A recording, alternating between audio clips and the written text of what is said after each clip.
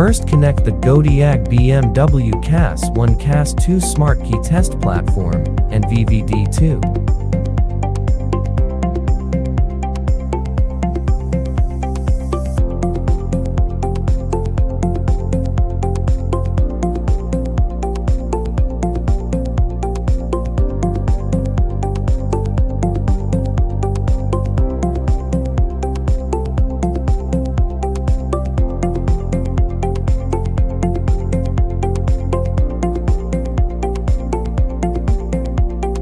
Plug in the power supply.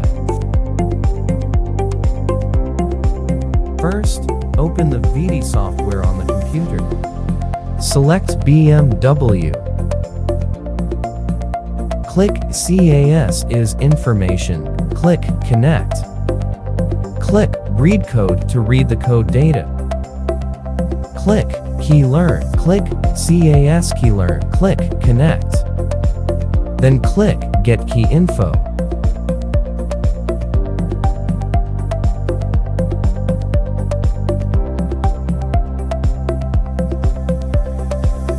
Choose a blank key.